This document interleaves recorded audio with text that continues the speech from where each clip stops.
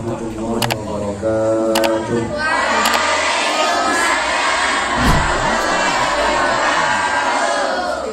Bismillahirrahmanirrahim. Alhamdulillahirabbil alamin. Alhamdulillahi ala kulli halin wa ni'matin. Alhamdulillah alladzi bi ni'matihi tatimmus shalihat. Allahumma salli wa sallim wa zid wa barik ala nabiyyina Muhammadin sallallahu alaihi wasallam wa ala alihi wa sahabatihi ajma'in, amma ba'du. Para ustadzah sekalian, santri-santri yang dimuliakan Allah, puji syukur alhamdulillah pada malam hari ini kita semua dimudahkan oleh Allah untuk berkumpul di masjid dalam rangka pengajian rutin setiap malam. Dan malam hari ini terasa spesial sekali karena kita memulai malam ini dengan sholat maghrib, sholat isya berjamaah.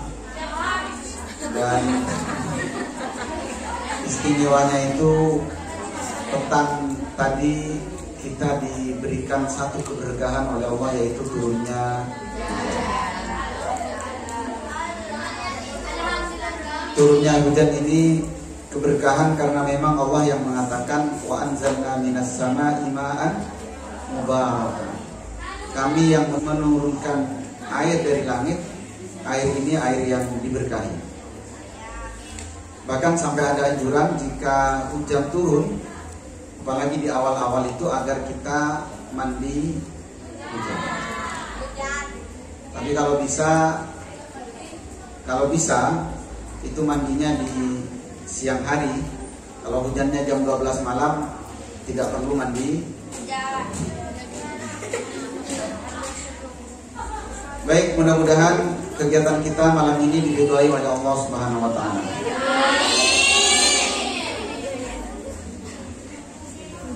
Kajian Riyadhus Shalihin, di pertemuan sebelumnya kita membahas hadis ke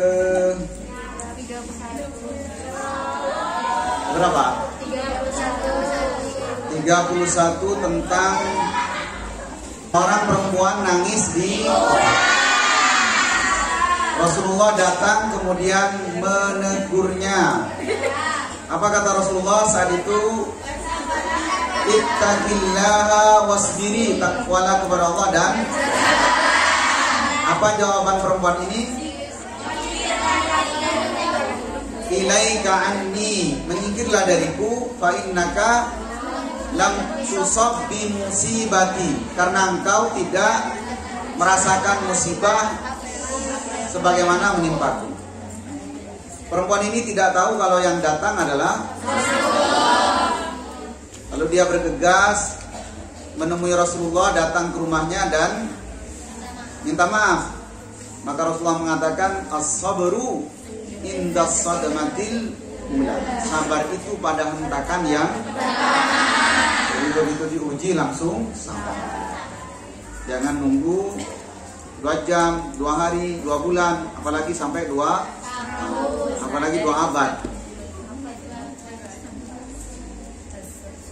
Baik, sekarang hadis ke-8 dari bab sabar, hadis ke-33 dari total hadis kitab Riyadhus Shalihin. Wa an Abi Hurairah radhiyallahu anhu.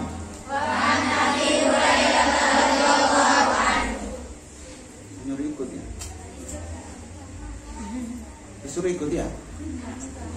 Iya, ada apa? Anna Rasulullah sallallahu alaihi wasallam qala. Yaqulullahu ta'ala. Ma li 'abdil mu'mini. Indi jazaa'un. Idza qabattu safiyahu min ahli dunya. Thumma ahtasabahu illal jannatu. Dari Abu Hurairah radhiyallahu taala anhu. Siapa nama aslinya Abu Hurairah?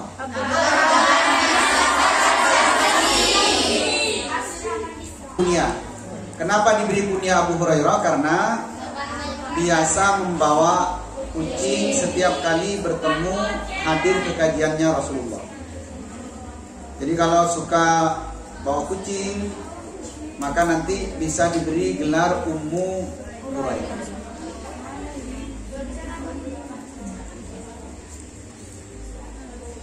Abdurrahman bin Sakhar Ad-Dawsi. Yaqulullah ta'ala, Allah berfirman, jika ada seperti ini maka disebut dengan hadis qudsi. Saya sudah pernah jelaskan bedanya Al-Quran, hadis qudsi dan hadis nabawi. Al-Quran itu lafaz dan maknanya semuanya dari Allah. Hadis qudsi itu maknanya dari Allah, redaksinya dari Allah. Hadis nabawi makna dan lafadznya dari Rasulullah. Di bawahnya lagi disebut dengan mauquf, hadis yang disandarkan pada sahabat. Di bawahnya lagi namanya maqtu, yang disandarkan kepada tabi. Jadi kalau kepada Allah namanya qudsi, kalau kepada Nabi Muhammad namanya marfu, kalau kepada sahabat namanya mauquf, kalau kepada tabi'in namanya mali abdil mu'min. Tidaklah bagi hambaku yang beriman indi jazaun, akun hambaku yang beriman akan mendapatkan balasan idza, jika atau apabila qabattu saya mencabut atau saya mengambil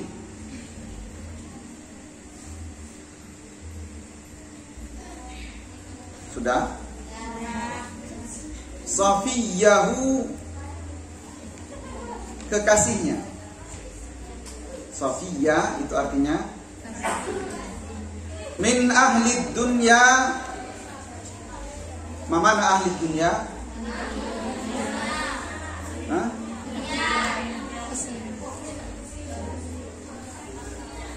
Apa ahlun? Penduduk. Dunia. Maksudnya dari keluarganya ya. Summa ahtasabahu. Kemudian dia berharap pahala kepadaku.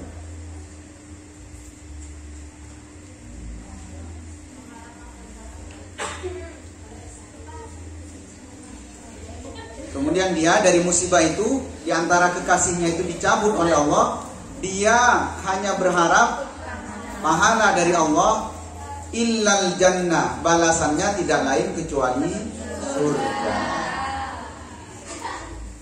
Ada beberapa pelajaran hadis yang bisa kita petik dari hadis ke-8 tentang bab sabar ini. Yang pertama, Allah Subhanahu wa taala di sini menyebutkan dengan qabattu. Apa artinya qabattu tadi? Mencabut atau mengambil. Itu artinya hidup dan mati hanya di tangan Allah. Sehebat-hebatnya dokter, sehebat-hebatnya orang yang bisa mengobati, itu terbatas. Karena yang bisa menyelamatkan nyawa seorang itu hanya Allah. Itu yang pertama. Artinya mati itu adalah misteri. Yang tahu hanya Allah.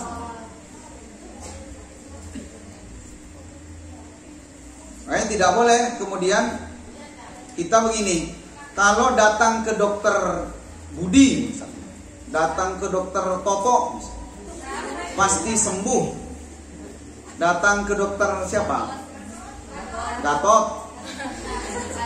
Pasti sembuh? Tidak. Kenapa? Dokter itu hanya bagian kecil dari ikhtiar kita. Yang menyembuhkan itu hanyalah Allah.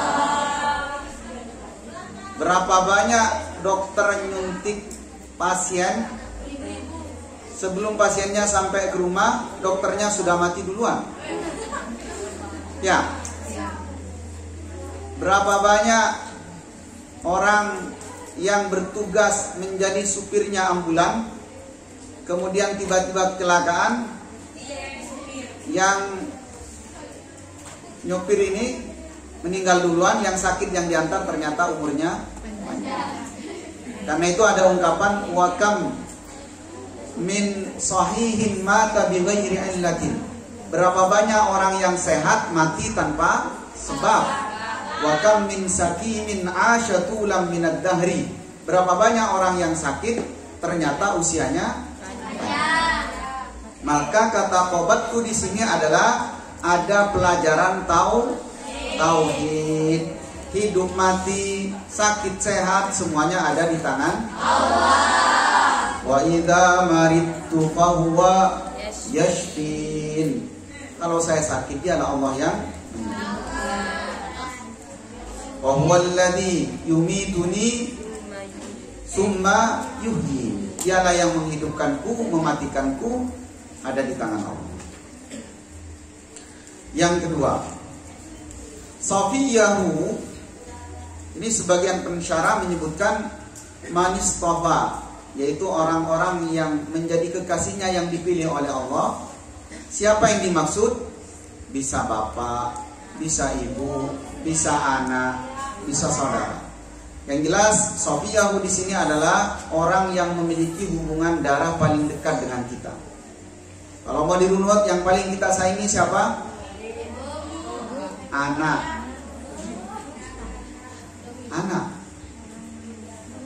Orang tua itu paling sayang kepada siapa? Dibanding siapapun secara fitrah, orang tua pasti sayang. Misalnya satu saat anaknya diambil oleh Allah, dicabut nyawanya. Lalu kemudian dia bersabar, maka tidak ada balasan, tidak ada ganti, kecuali anak ini akan menjadi pengantar dirinya menuju surga. Bahkan ungkapan yang paling enak, anak ini ketika dipanggil oleh Allah sebelum dewasa, misalnya anak ini sudah menunggu uluran tangan kedua orang tuanya di surga. Dia yang akan menyambutnya. Kemudian pelajaran yang ketiga adalah kata summah tasabahu. Kemudian dia hanya berharap pahala dari Allah. Apapun itu, jika terkait dengan musibah atau terkait dengan amalan-amalan yang kita lakukan, maka bagi orang beriman tidak ada harapan pahala kecuali dari Allah. Misalnya kemarin ketika bulan puasa, hadis yang paling masyhur apa? Man shoma Ramadan imanan wah man qama, malam harinya Ramadan imanan wah bisa. Jadi hanya berharap pahala dari Allah. Karena sebagian orang begini, mohon maaf, mudah-mudahan kita tidak termasuk. Ada keluarganya sakit atau bahkan meninggal. Kadang-kadang pura-pura tegar di hadapan orang lain, biar dibilang sabar. Dia tidak dapat apapun kecuali pujian orang. Ya, pura-pura tegar di hadapan orang, pura-pura sabar. Tidak. Dia akan dapat pahala kalau dia dengan musibah ini, saya yakin ada pahala. Dengan musibah yang Allah timpakan ini, saya yakin ada pahala. Maka kata ahtasiba summah tasabahu, kemudian dia berharap pahala dari Allah. Ini kemudian mengajarkan bagi kita bahwa yang kita perlukan di dalam hidup ini balasan dari Allah. Kamu sholat, kamu ngaji, kamu ikut kajian, yang kamu harapkan apa? Jangan takut sama keamanan, jangan takut sama bagian pendidikan, jangan. Biar apa? Biar dapat. Ya sebagai latihan mungkin di awal dipaksa. Ada santri sholat jamaah. Kenapa sholat jamaah rajin? Takut kena iqab. Dia sholat karena untuk sekali dua kali sebagai pendidikan nggak masalah. Tapi pada akhirnya dia sholat semata-mata karena. Baik. Kemudian kalimat terakhir di sini ada illal jannah. Tidak ada balasan kecuali. Artinya ujian yang berat itu akan setimpal sama dengan balasan yang akan Allah berikan. Apa ungkapan yang paling terkenal? Al jaza min jinsil amal. Pahala itu, balasan itu sesuai dengan amal. Jadi jangan sampai kita cuma sholat 2 rakaat kemudian minta apa? Mintanya pahala surga Firdaus. Belum diuji apa-apa mintanya surga. Sedekah 2.000 rupiah ditaruh di kotak amal, mintanya ganti 1 miliar. Kenapa kemudian pahalanya ini surga? Karena yang diambil adalah kekasih yang paling dia cinta. Misalnya ada orang tunangan kurang 2 hari tunangannya meninggal. Sedih enggak? Tapi kalau dia kesedihan itu ya sedih wajar lah. Kemudian saya yakin ini kemudian akan Allah ganti dengan surga. Makanya kalau mau balasan yang besar, ujiannya juga harus am hasibtum an tadkhulul jannah. Apakah kalian mengira masuk? Walamma, sedangkan belum. Ya'tikum masalul ladzina khalau min qablikum. Kalian belum diuji sebagaimana orang-orang sebelum. Seperti kemarin kisahnya Ashabul Ukhdud. Gimana kisahnya? Dilemparkan ke dalam api. Kemudian apa? Menterinya diapakan? Diletakkan gergaji di atas kepalanya, ditarik sekali. Itu baru surga. Artinya kalau kita mau balasan yang semakin besar, maka kita bertanya, ujian yang kita terima itu apa? Kalau Rasulullah bangun tengah malam, kakinya sampai afala akuna abdan syakura. Ketika ditegur oleh Aisyah, ya Rasulullah, bukankah telah dijamin surgamu? Apakah salah jika saya menjadi hamba yang Hadis berikutnya. Wa an Aisyah radhiyallahu anha, dari Aisyah istri Nabi Muhammad sallallahu alaihi wasallam. Semoga Allah meridainya. Allah pasti meridainya. Annaha, sesungguhnya Aisyah sa'alat Rasulullah. Aisyah bertanya pada Rasulullah sallallahu alaihi wasallam. Anit ta'un, tentang ta'un. Mana ta'un? Wabah. Kata orang Madura, ta'un. Ya wabah. Fa'akhbaraha, maka Nabi mengabarkan kepada Aisyah, annahu kana adaban, sesungguhnya ta'un itu adalah adab, siksaan. Yab'asuhullahu ta'ala, yang Allah kirimkan ala may yasha, kepada siapapun yang Allah kehendaki. Kalau terlalu cepat, sampaikan. Jadi ta'un ini bisa menjadi azab, siksaan, penderitaan. Bagi siapa? Bagi siapapun yang Allah kehendaki. Faja'alahu Allah ta'ala rahmatan lil mu'minin. Tetapi ta'un ini Allah jadikan rahmat bagi orang-orang yang beriman. Falaisa min abdin, tidak seorang pun dari seorang hamba yaqau fit ta'un, terkena wabah ta'un. Tidaklah seorang hamba terkena ta'un. Fayamkusu, kemudian dia menetap, tinggal. Fayamkusu, kemudian dia fi baladihi, di negerinya, di negaranya, di mana dia tinggal, tetap di situ. Sabiron, ini poinnya, dalam keadaan sabar. Muhtasiban, mana ihtisab tadi? Berharap pahala hanya kepada Allah. Ya alamu, dia tahu, dia sadar, dia ngerti. Annahu la yusibuhu, sesungguhnya ta'un itu tidak menimpanya.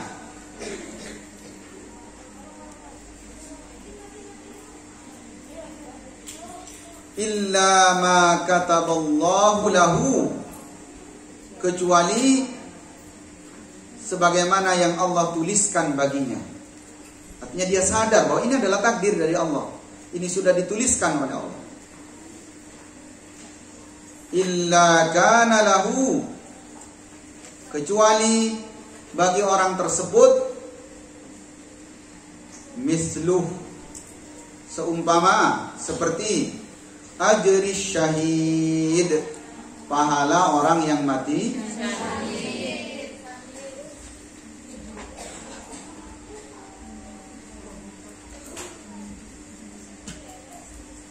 Poin yang bisa kita ambil yang pertama adalah ketika Allah menurunkan sesuatu cobaan, maka cobaan ini menjadi penentu. Bagi orang beriman, cobaan ini adalah rahmat. Kenapa rahmat? Karena tidak ada satu cobaan yang Allah timpakan kepada seorang hamba kecuali meninggikan derajat, menghapus dosa, membuat dia dapat pahala, meninggikan derajatnya di surga. Tapi juga cobaan itu bisa menjadi azab, kesedihan, penderitaan. Bagi siapa? Bagi orang yang tidak beriman. Coba seperti kemarin, COVID-19. Orang beriman itu tenang saja. Kenapa? Karena tidak akan terjadi satu musibah pun kecuali karena kehendak Allah. Kalaupun dia terkena, sabar, dia dapat pahala syahid. Dia tidak bisa ke masjid misalnya karena dilarang. Kemarin kan dilarang pergi. Kira-kira dia dapat pahala sholat jamaah enggak? Dapat, karena innamal a'malu binniyat. Dia tidak bisa ke masjid, tapi dia pahalanya tetap ngaji. Makanya apapun musibah yang menimpa, maka musibah itu menentukan. Bagi orang beriman, rahmat. Bagi yang tidak beriman, azab. Kemudian di sini ada satu ajaran bahwa jika ada ta'un maka jangan lari. Jangan lari. Bahkan di dalam hadis yang lain, jika ta'un masuk menimpa kalian dan kalian ada di situ, ada di tempat itu, wa antum fiha, dan kalian ada di tempat itu, fala takhruju minha, jangan keluar dari tempat itu. Wa idza sami'tum, dan jika kalian mendengar fi ardin, di satu tempat, fala tadkhuluha, maka kalian tidak perlu masuk. Artinya sebelum ada apa kemarin, physical distancing, jaga. Itu Rasulullah sudah mengatur kira-kira 14 abad yang jaga jarak. Tidak perlu datangi kalau di sana ada, tidak perlu keluar kalau di sini. Kalau meninggal ya syahid, kalau sembuh ya itu juga rahmat dari Allah, kita diberikan kesempatan untuk banyak beramal. Yang paling akhir, pahalanya adalah pahala syahid. Ini sama dengan yang tadi. Ta'un menyakitkan enggak? Menyakitkan. Ada berapa kisah dari teman-teman yang sembuh terkena ta'un ini?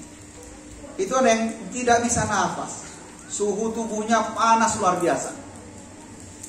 Ada yang sampai tidak bisa bergerak. Ada yang seluruh tulangnya terasa nyilu, lemah sekali. Artinya ketika orang terkena penyakit ini benar-benar merasakan penderitaan.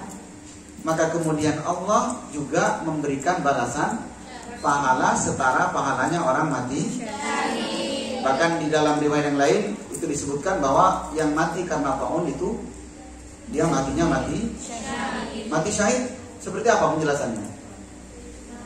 Masuk surga tanpa pertanyaan, tanpa sedikit pun siksaan, bi ghairi hisabin wala azabin. Jadi langsung saja nyelonong. Mau? Siap kena taun? Itu lemahnya gitu. Kita mau mati syahid tapi tidak mau diuji. Sama dengan orang yang mati di medan lihat darah takut. Baik, itu kajian kita malam hari ini, 2 hadis yang bisa kita kaji.